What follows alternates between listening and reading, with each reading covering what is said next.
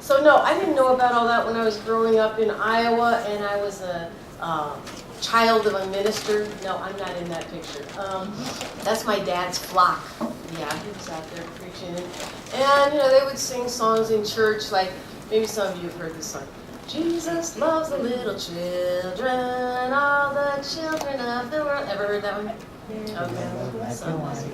Well, yeah, we had songs like that in church, and the problem was not everybody seemed to love all the little children. Maybe Jesus did, but not everybody did, because down the street, some of the kids could not swim at the local swimming pool. Guess which kids? African American. How did you guess? The African American kids. This was in 1957 when I was in kindergarten. And some of the kids from the church, maybe some of these kids right here, they went up there and they tried to change that, and they were told, well, that's the way it's always been, They didn't accept that. They kept speaking up about that. And actually, I met some of the lifeguards from that town, Atlantic, Iowa, a few years ago. And so I asked them, is it still like that? They said, no, we've changed that. But it doesn't just happen. It happened because people speak up and stand up and change things and use their rights and use their fresh perspective and say, wait a minute, that's not fair. And that's another wonderful quality of young people, is that you see things that are not fair. And people always tell you, well, life's not fair, get used to it. Yeah. Don't get used to it.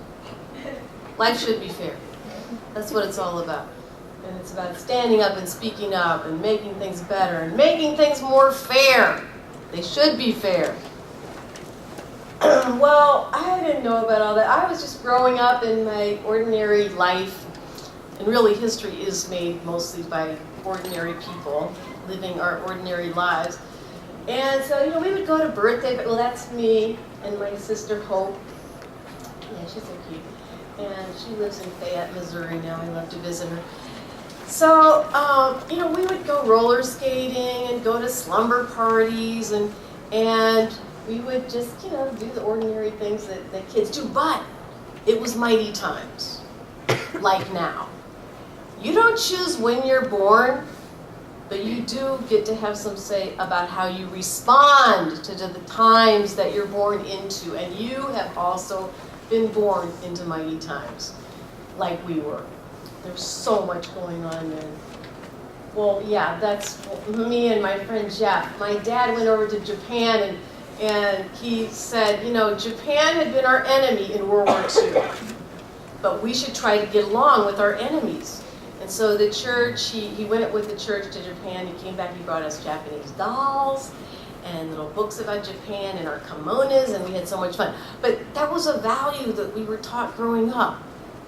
And it came from our faith upbringing about love and understanding. Yeah, it's about love. It's like a student gave me this beautiful little card last week in Colorado, and she said, it's about love. And I said, yes, it is. And actually, the First Amendment is really even about respect and love and getting along with each other. It's that in our democracy, we believe that everyone's views should be able to be expressed. And that's about respect, and that's what it's all about. My dad taught me those values. Growing up in the church, really. Well, one day I was watching TV with my little sister Hope, and I saw the most amazing children on TV. They were doing what kids have always done all through history. Notice something's not fair, use their imagination, and thought about how we could do better. That's the power of young people. These kids had fresher eyes too, and they didn't think it was too fair that they were living in Birmingham, Alabama, and that they couldn't even go into the store to try on a jacket because they were black. They couldn't even go to the library, the public library, paid for by tax money. This is where we're coming from. And those kids didn't think that was fair. Martin Luther King was in jail, writing his famous letter from Birmingham jail. And they said, don't worry, Martin Luther King, we've got you. We're going to go, and we're going to stand up, and we're going to speak up, and we're going to march and sing. And they were singing songs like, woke up this morning with my mind set on freedom. And they were singing This Little Light of Mine, all these songs. And they were marching and singing. These kids 2,000 kids. This would be a great investigative article sometime. What happened to the children of Birmingham who spoke up and stood up? Because they're the heroes today, not the bully in town, who had a perfect name for a bully. Bull. Bull was his real name. I'm not making this up. Bull Connor was the chief of police also. Bull Connor decided, we're not putting up with these kids. That's the way it's always been. White people should be in charge. And that's the way it's always been. That's the way it's going to be. And we're not listening to these little kids. They don't know anything. Actually, kids do know a lot of things. They know a lot about what should be fair and what's not fair. When the fire department put the fire hoses on the kids, well, there was one fire department. Now think about this. One fireman. He almost refused to shoot the kids with fire hoses. Now, if he had refused, he'd probably be the hero of the century now. There'd probably be monuments to him. Oh, what a courageous person. And he probably wishes he would have. So think about that. Be ready in case you're called on to do something like that you don't think is right. Think about it beforehand so you're ready. Because I bet he wishes he would have refused now. Because now, who are the heroes of the story? The kids. There are monuments to these kids in Birmingham. There's a whole park named after them. I was just at their center, the Birmingham Children's Crusade Center. They built a whole museum. You can go there and have programs. Bull Connor is the shame of the nation. The children are the heroes. I saw these brave children on television, on the news in Des Moines, Iowa. And I thought they were so brave and so strong. I was 10 years old. And I knew I was nothing like them because I was very shy and I didn't even like dogs. I knew I wasn't going to go up there against any German Shepherd dogs, but I said, wow, those kids are really brave and really strong. They're so amazing. Yeah. The Ku Klux Klan wasn't too happy about that, though, about those little children and what had happened and how they were making news all over the world when those photographs went viral. And so they had a diabolical plan. They had a plan for what to do to the little children. And so they put a bomb right in their church, their headquarters. Their headquarters was the 16th Street Baptist Church. And so the Klan planted a bomb there on Sunday morning, September 15th, knowing that it would go off during Sunday school and that they would hurt the little children. And sure enough, that's exactly what happened. And the charred bodies of 4 little girls, Cynthia, Addie Mae, Carol, Denise, were found in the church that Sunday. We were at a picnic, our family. Here's our family at a picnic. This is my sister Bonnie, my dad, some family friends. I'm in the back. And my brother John. And someone came to our picnic and told us what had happened to those brave children who we had seen on TV, who dared to stand up for democracy and love and brotherhood and all those things we had learned about in Sunday school and in church. These kids were making it real. And that's what the Ku Klux Klan had done to punish them for that. And I was so sad about that. There's a lot of sad kids now about things going on today in these mighty times. But we didn't know what to do about all that. But there was a man, there's a writer, and I know some of you have heard of James Baldwin. And he had an idea, and he wrote a letter, and he said what we should do, the next day he wrote a letter saying we should all wear black armbands and have memorial services. We should wear black armbands like this. Because this is a symbol of mourning that goes way back through history. You know, have you ever heard that saying, like, you wear your feelings on your sleeve? That's where it comes from. If you're sad, like if you're at work or you're at school, but maybe your mother also just died, you could wear a black armband, and then people know, yeah, you're here, but you're also very sad. You're mourning. You're in mourning. So James Baldwin had this idea, let's all wear black armbands, and that's exactly what happened. That's the service we had in Des Moines, and that's our friend Bill Eckhart.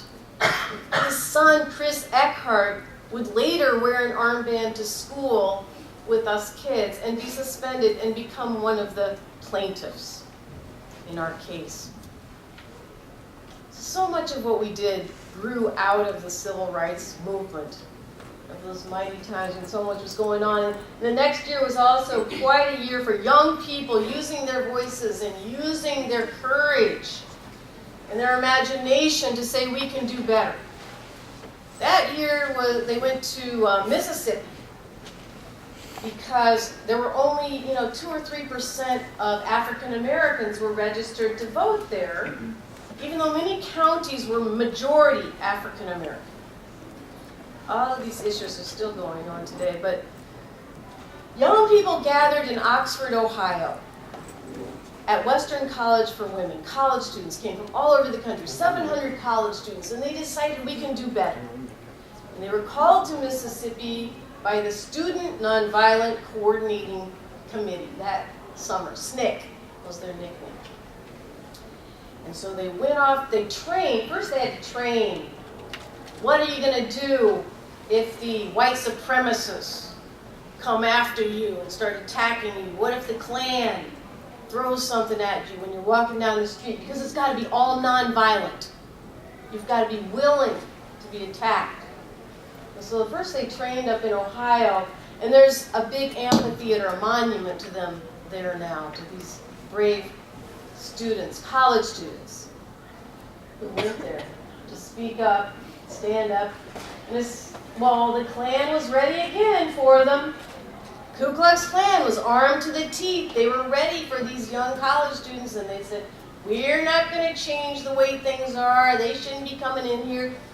White people control Mississippi, and that's the way we want to keep it. And they were ready, and they had their arms, and they were ready. They had their flags, too. In case you wonder why people feel very strongly and emotionally about the Confederate flag, this is why. And this story is also a lot about how to handle controversy and how to deal with controversy, because there is controversy in life, in democracy, and in school, in education. Without controversy, we don't have a democracy. But we have to be able to talk about it and deal with it in ways that are respectful and that we can understand each other. Well, the Ku Klux Klan was ready, and so when these young people got to Mississippi, 3 of them immediately went missing. And their names were Michael Schwerner, James Chaney, and Andrew Goodman. Well, James Chaney was from Mississippi, and he was up there training the students how to survive the summer, how to survive the Ku Klux Klan. And there was another group called the White Citizens Council that was also against the students. And they had their buttons, one man, one vote, SNCC. As soon as they disappeared, the FBI started searching for the students. And you can hear on a tape of this time, I was listening to it recently, LBJ, Lyndon Johnson, talking to the mother of Andrew Goodman and saying, Mrs. Goodman, I'm so sorry for you. We're searching for the boys. We're trying to find them as fast as we can. I'm so sorry. But the FBI did find the boys that August 4th. Well, they found their bodies because sure enough, the Ku Klux Klan had tortured and killed James Chaney and had killed Schwerner and Andrew Goodman and buried them in an earthen dam that August 4th. And so that's when my parents decided to go to Mississippi, because my dad said, I can't just preach on Sunday and watch this. I have to go there and bear testimony and bear witness with these brave people that are there. And so that's what they did. They went to Mississippi, and they came home on my 12th birthday and told us kids what had happened when they were there and how the house they were staying at got shot at because the lady there, this black lady, had dared to go to register to vote. So her house got shot up, her dog got killed. My parents told us these. I was 12. It was my 12th birthday when my parents came home that summer, August 4th. August 1964. In those times. But another thing that happened that August 4th, on the exact same day that the bodies of Chaney, Schwerner, Goodman were discovered, off the coast of Vietnam, a U.S. Navy ship claimed that it had been attacked. And it turns out it hadn't been attacked, and I give this talk, and I talk very often with veterans, Vietnam veterans, and it turns out it had not been attacked. But it didn't stop the U.S. Congress from then voting almost unanimously to start sending thousands of troops to Vietnam. All of this was going on in the same time period. And that August, at the end of August, high school students went back to school there in Mississippi after all of this had been going on. And they decided to protest the Ku Klux Klan, black students in Mississippi. They took a great risk and they used their courage, as young people do. And they wore these buttons to school, to their high school. Burnside turned out to be the case because when they were suspended for doing that, they were suspended by their principal for wearing these buttons to school. And it went to court. And this case was working its way through the courts. I had no idea that that case from Mississippi was going to influence not only me in my whole life, but all of you. Because there's a standard right now for how much free speech students should have in public schools. In the public high schools, the university it's a little different. But in the public high schools, the standard is you have free speech, but cannot substantially disrupt school. And that comes directly from the Burnside case. They ended up winning their case because they had not substantially disrupted school. All of this was going on at the same time when I was busy going to birthday parties and slumber parties. And when my parents were in Mississippi, they sent us off to stay with the Taylors, and I was learning to play croquet. I had no idea of the danger that my parents were going through, or all of these things were going on. But I did, well, yeah, that's the guys who killed Cheney, Schwerner, and Goodman at their trial. That's some of them. They were having a good old time. They weren't worried about a thing.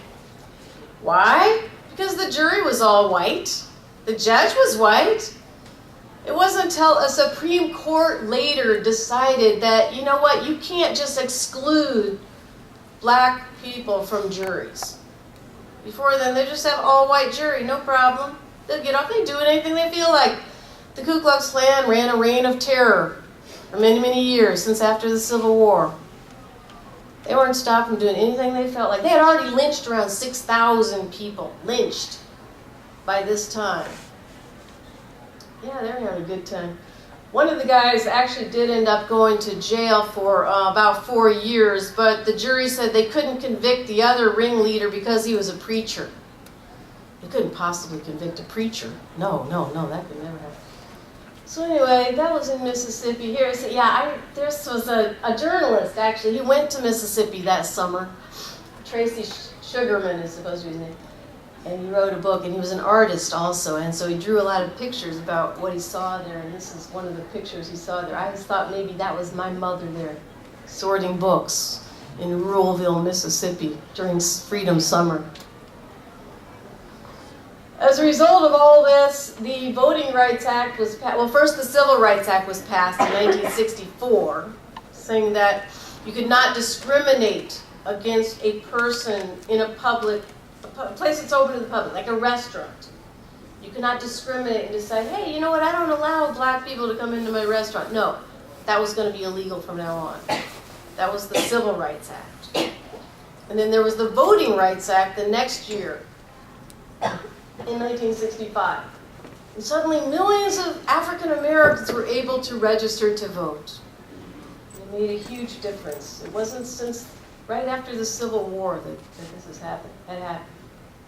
Well, also, by the way, for those of you who care about, the Supreme Court and the law, in 2013, the Voting Rights Act, which was passed after young people risked their lives and people throughout the South risked their lives to stand up for democracy, the Voting Rights Act was weakened in 2013 at the Supreme Court. Maybe you've heard that. It was a case called Shelby County versus Holder. And I believe it was Shelby County, Alabama. And so the Voting Rights Act was weakened, and one of the key parts of it was taken out, which said that these states that had intimidated and even killed African Americans for registering to vote, from now on they were going to have to check with Congress before they did anything related to their polls or their voting. That part was taken out. So immediately after this case came down, this ruling in 2013 that weakened the Voting Rights Act, about 600 to 800 polling stations throughout the South closed. Maybe you saw some of those really long lines at the polls, especially with a lot of African Americans. And that didn't just happen. This has a big effect on why that happened. So these issues are still very much going on today, and young people are still speaking up and standing up about these same issues today. And I saw there was a court case about the right of young people to vote at your colleges. And that was a ruling right before the recent election. There's still a lot of voting rights issues, as we know. Well, by 1965, though, at Christmas time, because of all this and because of the escalation of the Vietnam War, now there had been about 1,000 U.S. soldiers killed in Vietnam. And it was very emotional for us. Here's me and my two sisters at Christmas time. Yeah, we'd be putting up decorations on the tree and celebrating Christmas. My dad would read to us from the Bible the story of the little baby Jesus and the promise of love and forgiveness, and how Mary and Joseph came up from the city of Nazareth to the city of David. But at the same time, on the news, we didn't see love and we didn't see forgiveness. We saw more things like this. War, war, war. Some of these brave photojournalists who went to Vietnam and brought us back the truth of what was going on there and the situation there. And I know probably a lot of you had family and friends that were in Vietnam. And you know how emotional it was. And that's how we were feeling also. But we didn't know what to do about it. And so somebody had an idea. What if you just wear black armbands? Well, there was an idea that came up to wear black armbands that Christmas to mourn for the dead in Vietnam on both sides of the war. And that's what made it so controversial. But we had learned that in our faith, in our upbringing, that we were sad about death of anyone. And so we decided that we would wear black armbands to school. And I was really, really nervous about it. And I didn't know if I should or not. And I was so shy. I was in 8th grade. But I decided I would. And so I had my armband on. I went off to Warren Harding Junior High School. And I was so scared. It was December 16th. And so my friend Connie said, "You better take off that armband. That's against the rules." And I was like, "But I'm sad about the war. And I want to say something about peace. You know, you get all those little Christmas cards for peace and everything." And I said, "We should be for peace." And she said, "Well, you're going to get in trouble." So I was really nervous. My dad had told us we better not wear the armbands. I wasn't sure if I should. So I got there, and I saw my math teacher, my favorite teacher, Mr. Moberly, and he was waiting with a pink slip. And he sent me to the office, and I went down to the office, and I was really scared. And they took the vice principal said, "Now, Mary Beth, take off that armband. You know that's against the rules." So I looked around the office, and I looked at Mr. Whittleson, and I had a great stand of courage. I said, "Okay, here you go." And I took off the armband, and I said, I'm glad that's over. I was so relieved, you know. And I went back to class, but then the girl's advisor came, and Mrs. Tarman, and she said, "Well, you're going to be suspended, Mary Beth, because you broke the rules." And so she gave me a suspension notice. Just found this in a box not too long ago. Always keep your suspension notice. You just never know when you might need it. I took the suspension. I was really scared. 5 kids got suspended. My brother John, Chris Singer, Ross Peterson. And now some people started getting really mad at us. Because they said, "You kids don't know anything. You don't know about Vietnam." Well, you know, we know that the adults didn't really know about Vietnam either. They didn't know the history. Most adults couldn't even find Vietnam on a map. But some people started getting really mad. Here's me and my mother and my dad at the school board meeting where we tried to change their mind. which they wouldn't change their mind.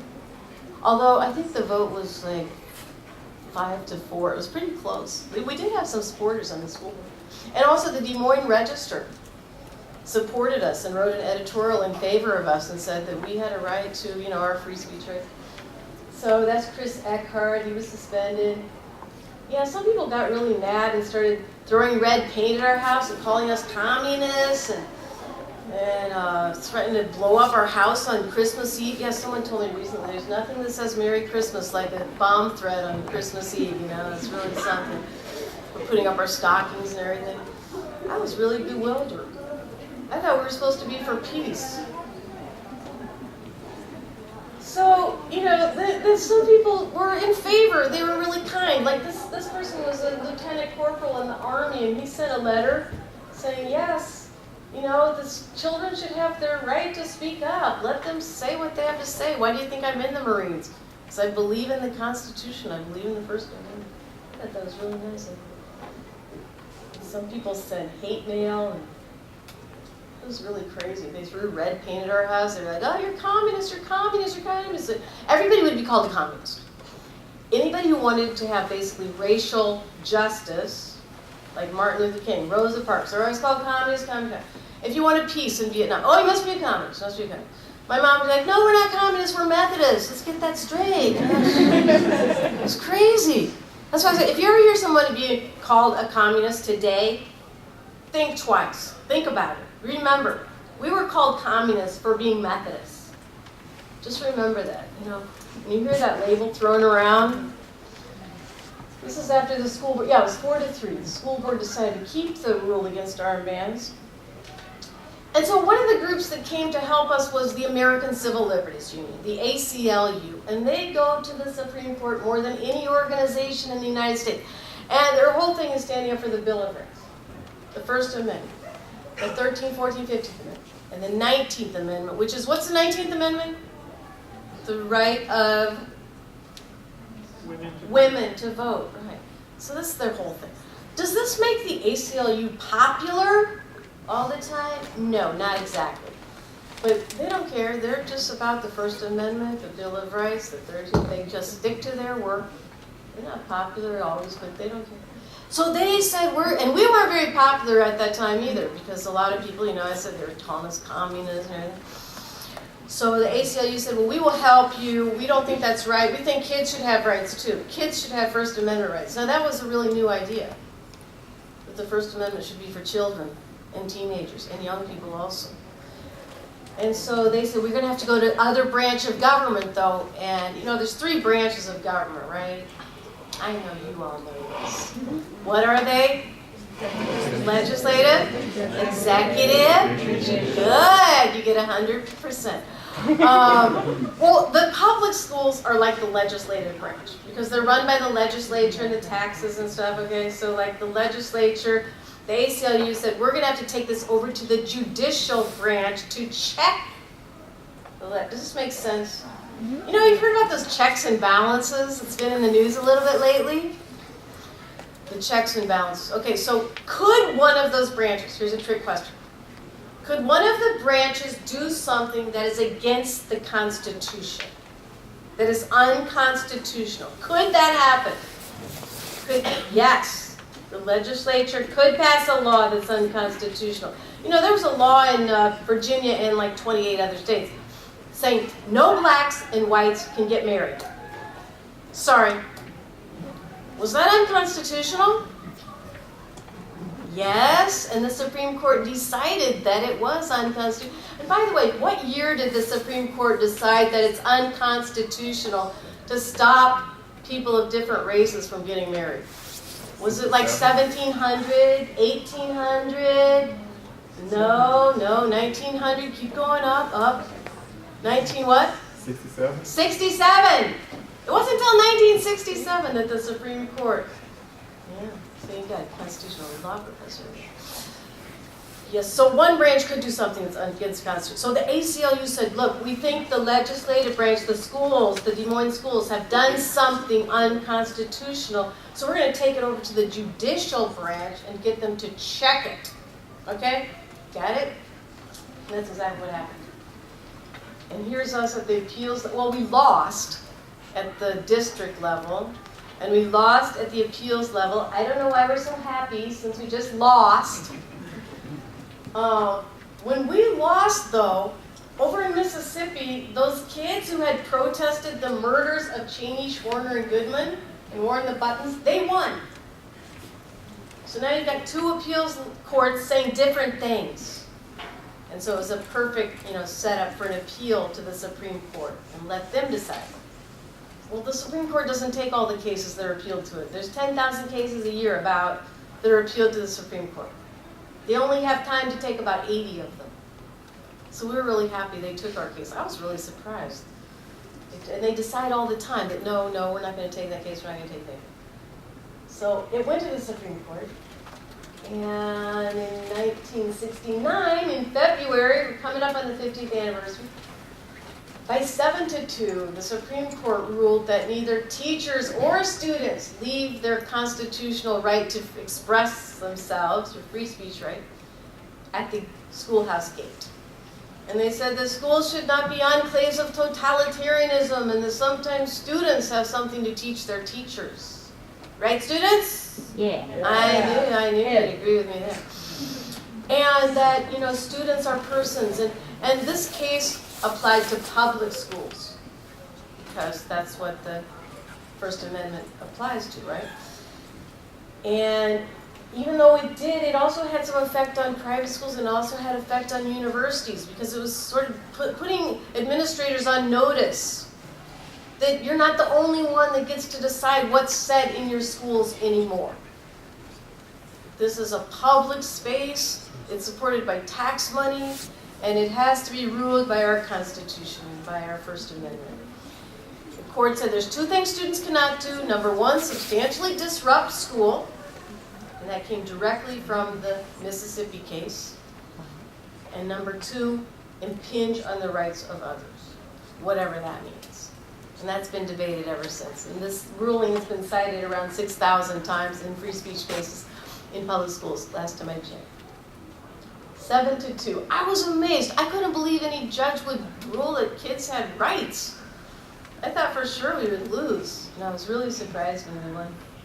But I grew up and I became a nurse, and then I got really tired of taking care of young people who, are living under policies that you had absolutely no say in. You didn't vote for the person that made that, budget cut in the schools. I know your school here had some budget cuts. How many of you really elected the people that made that decision or knew about that decision? And I said, I was a nurse, I was taking care of kids that got shot, I was taking care of kids that had, breathing problems from pollution, from companies that weren't following the law. And I said, these kids, young people need to start speaking up for yourselves because you're not getting the best deal in our culture. If you don't stand up and speak up for yourselves, you're not going to have a good situation. And no wonder the young people are the most likely to live in poverty, for example. So I said, wow, young people need to start having a voice and speaking up for yourself. Every 3 hours, a child or a teenager is shot and killed in the United States. Every 3 hours. Did they get to vote for the person that passed those laws that enabled all of that? No. But they have to live the results of it. Now I would be their nurse, and I saw them so often. So I started traveling around. Here's some of the kids I met. Nathan, he's speaking up against gay rights, and he said his teacher told him not to say that. Does he have a right to say that? Yeah. Yes, he does. Because of what? The First Amendment. Thank you. And here's some kids that are speaking up for gay rights. Do they have a right to say that? Yes. Yeah, because of the First Amendment. They were at their school, Wilson High School. Well, it probably helped that the day before their principal had a press conference to announce that he himself was gay also. Probably helped their case a little bit. Here's a girl in Tennessee I met. She was in 8th grade. She wrote an article for the newspaper about Confederate battle flags and the controversy about that. That's very controversial. But should she have a right to talk about that? And to write about that in school? And not have it censored? Yeah, it's important. We have to talk about those kinds of things. I love Mara. She's great. She's about 8 years old, 9 years old. Well, yeah, 10,000 children in Flint, Michigan were poisoned by lead a few years ago. Maybe you heard about that, by the water and the lead, because the politicians there decided they could save some money. Yeah, and make some money too, if they diverted the water and had a different source. So 10,000 kids were poisoned by, now lead is a neurotoxin. That means it toxifies your brain. It causes memory problems, learning problems, impulsivity among people, and it doesn't go away. It's not easy to get rid of it.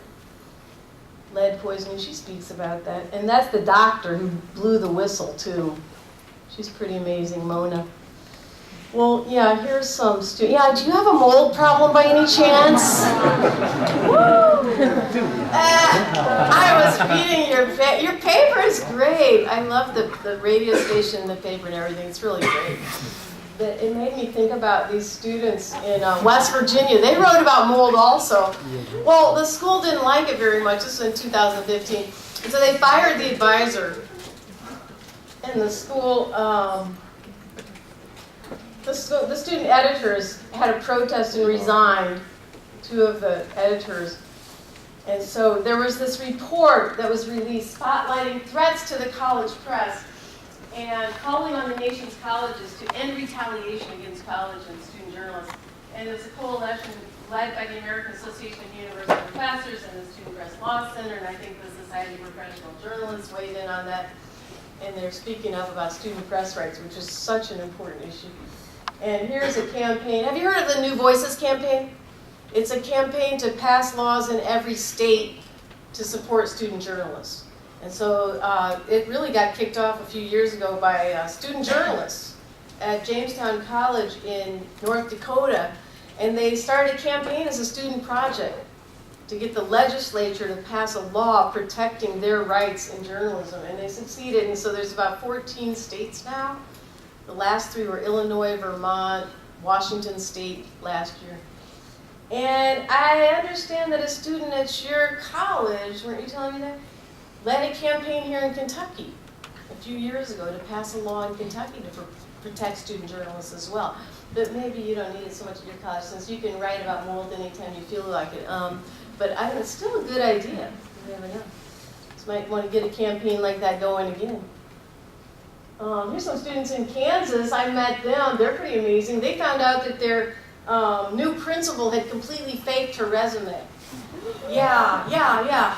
And she was just in there, doing her thing. And they did a little investigative reporting and exposed that she had completely lied about her resume. And so she quit. She immediately quit. And some people were really mad that they had done that. I first saw them in USA Today, these kids. Or I think I was in the airport and I saw them on the news. But I later got a chance to meet them. They're pretty amazing. They talked about all this, the trouble they had to put up with for doing this. Some people were so mad at them. But, they ended up getting some awards and things also. Yeah, I heard you all got some awards for your paper too recently. Nice going. Yeah, good job. Here's some students I met in Ohio. Well, they had, jumped on a bus after the Parkland killings and went up to the legislature to try to, change the laws in Ohio to make more safer gun laws there. And here's a boy in Michigan. He wore this shirt saying border wall construction. He's in favor of the border wall that Trump is advocating. Anyway, so he wore a t-shirt to express that.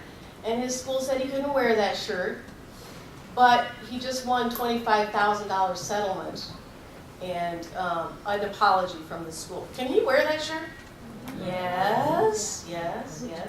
I was with a group of administrators, principals, and superintendents yesterday in Tennessee.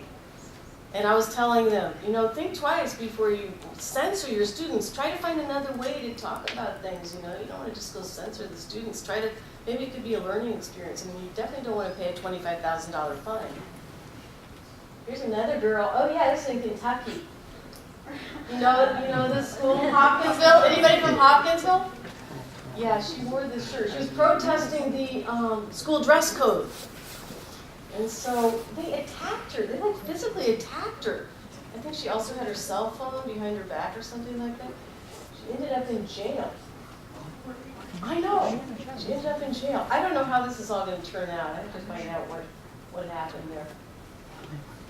Hey, here's some students I met last week in Washington, D.C. I love to hang out at the Supreme Court now. It's so much fun. I go down there. I live in Washington, D.C. And so I went down there and I saw these kids. They have a lawsuit against the government. It's called Juliana versus U.S. to say that the Environmental Protection Agency should be taking better care of the water and the air. And it's their job to do that, and so they're suing the U.S. government. And they just got a ruling from the Supreme Court saying that they can proceed with their case a couple weeks ago. Yeah. They didn't win at the Supreme Court, but they have gotten a couple of positive rulings, one from the federal level and also one from the Supreme Court just a couple weeks ago. Yeah, so that's pretty good. They were talking about climate change. Well, here's the last one. This is one of my favorite stops on my Tinker tour. It was back at my old junior high school where they dedicated a locker to me. That's my locker. Yeah, number 319. And we had a big celebration a few years ago. And I went to a bunch of the schools with my brother and talked about free speech and the rights of students and met all the students there in Des Moines, and we're going back in February to celebrate 50 years of the Tinker ruling.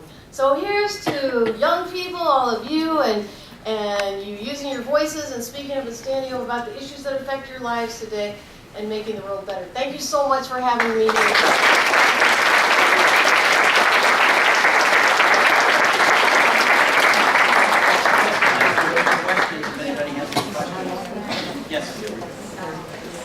So a lot of times right now, with the younger generation, sometimes the negative word of our day, I think, is socialist. Like, oh, you're a socialist, aren't you? And would you equate that to communist in some way? Like, and like the negative connotation that it's created? I mean, labels can be used in negative ways, and I'm trying not to use labels myself so much because, we want to find ways to reach across and bridge differences and talk to each other with respect. I think really that's one of the big challenges of our time that we're living in. Is to kind of reduce the animosity, reduce the anger. Just let's try to talk, let's have respect for each other. So I try not to use labels, as much as possible. But there is a difference between socialism and communism. And by the way, do you have a right to be a socialist? If you are a socialist, do you have a right to be one? And some people are saying, well, it's democratic socialism, it's communism, but of course, you have a right to be a socialist, and why should you be slammed if that's your, I don't think anybody should be slammed.